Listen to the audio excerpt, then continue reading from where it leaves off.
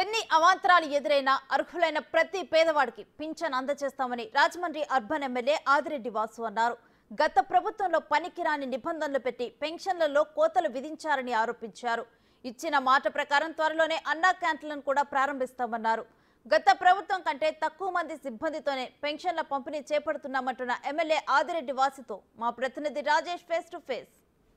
తూర్పుగోదావరి జిల్లాలో పింఛన్ పంపిణీ కార్యక్రమం ఈ రోజు ఉదయం 5 గంటల నుంచి ప్రారంభమైంది. ప్రస్తుతం మనతో రాజమండ్రి అర్బన్ ఎమ్మెల్యే ఆదిరెడ్డి వాసు ఉన్నారు. ఆయన అడిగి మరిన్ని వాళ్ళు దృష్టి ప్రతిచేద్దాం. స్వామి, చెప్పండి, ఎలా జరుగుతుంది పింఛన్ పంపిణీ కార్యక్రమం? ఉదయం 4:30 గంటల నుంచే అధికారులు, ఎన్డీఏ కూటమి నాయకులు ఎక్కడికక్కడ లబ్ధిదారులు ఏదైతే పెన్షనర్స్ ఉన్నారో వాళ్ళ ఇంటికే వెళ్ళి ఇవ్వడం జరుగుతూ ఉంది. సో సుమారు ఇప్పటికి 60% కంప్లీట్ చేయగలిగాం. గత మాదిరిగా 2-3 రోజులు అన్నది కాకుండా ఒక రోజులోనే సెక్రటేరియట్ వ్యవస్థతో ఎన్డీఏ కూటమి నాయకులు అందరూ పర్యవేక్షణలో ఒక రోజులోనే 100% పూర్తి చేయాలన్నది గౌరవ ముఖ్యమంత్రి చంద్రబాబు నాయుడు గారి ఒక ఆలోచన. దానికి అనుగుణంగా ఈ కార్యక్రమం కూడా ముందుకెళ్తా ఉంది. అన్నిటికి మించి ఎప్పుడూ లేదు, ముఖ్యమంత్రి వెళ్ళి పెన్షన్లు ఇవ్వడం, ఎక్కడికక్కడ శాసనసభ్యులు, పార్లమెంట్ సభ్యులు, ఎన్డీఏ కూటమి నాయకులు అందరూ అధికారులతోటి వెళ్ళి ఇంటింటికి ఇవ్వడం అన్నది ఎప్పుడూ లేదు, ఎక్కడ చూసి ఉండబోం. ఈ కార్యక్రమం కూడా చేయడానికి కారణం ఏమిటంటే నాయకులు వెళ్ళాలి, పెన్షనర్స్కి పెన్షన్ ఇచ్చేటప్పుడు వాళ్ళ కళ్ళల్లో ఆనందం చూడాలి, అలాగే వారికి తెలియచేయాలి. ఇచ్చిన హామీకి అనుగుణంగా గత మాదిరి వైసీపీ వారు చేసినట్లుగా పెంచుకుంటూ పోతామంటే 1000 రూపాయలు ఒక్కసారి ఇస్తారనుకున్నారు. అలా చేయలే, 250 కింద 4 దఫాల కింద పెంచారు. ఈ విషయంలో కూడా ఎలా ఇస్తారో చూస్తాం. ఇప్పుడు వస్తున్న ఆర్థిక పరిస్థితి బలహీనంగా ఉంది, అప్పుల్లో ఉన్నామని చెప్పి ఈ పెన్షన్ ఎలా ఇస్తారని ప్రశ్నించారు. ఆ ప్రశ్నకి ఎలా సమాధానం చెప్తారు మీరు? అంటే ఎలా ఇస్తామో చూస్తామన్నది వాళ్ళ ఉద్దేశం ఏంటంటే అసలు పెన్షన్స్ మేము ఇవ్వకూడదని, ఆర్థిక పరమైన సమస్యలు ఉన్నాయని వారే చెప్తారు.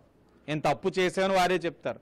మరలా ఇంత అప్పు కాదు, ఇన్ని ఇబ్బందులు లేవు, మీరు ఎందుకు ఇవ్వట్లేదు వెల్ఫేర్ కార్యక్రమాలు అంటారు. ఓ పక్కన వారే వాస్తవాలు చెప్తా ఉన్నారు, ఆర్థికంగా సమస్యలు ఉన్నాయని. మరో పక్కన సంక్షేమ కార్యక్రమం అన్ని ఎందుకు ఇవ్వట్లేదని మళ్ళీ వాళ్ళే వైసీపీ వాళ్ళు అడుగుతారు. ఇక్కడ వాళ్ళందరికీ ఒకటే చెప్తా ఉన్నాం, మీరు ఈ ఆర్థిక వ్యవస్థను గత 5 సంవత్సరాలుగా భ్రష్టు పట్టించారు, సర్వనాశనం చేసేశారు, అనాలోచనైన కార్యక్రమాలు చేశారు, అభివృద్ధికి ఎక్కడ కూడా రూపాయి వెచ్చించాల. ఈరోజు రాబడి లేని రాష్ట్రం అయిపోయింది. ఇలాంటి పరిస్థితి నుంచి ఇప్పుడు చంద్రబాబు నాయుడు గారు అనుభవం కలిగిన వ్యక్తి ముఖ్యమంత్రి అయిన తర్వాత ఇచ్చిన మాటకు అనుగుణంగా పెన్షన్ పెంచుతాము అని అంటే 1 నెలలోనే అంతా పెంచి ఇస్తా ఉన్నాం, దఫదఫాలుగా చెయ్యట్లా. 2 అన్నా క్యాంటీన్లు ఆగస్టు 15వ తారీఖున అన్నీ కూడా పునఃప్రారంభిస్తూ ఉన్నాం.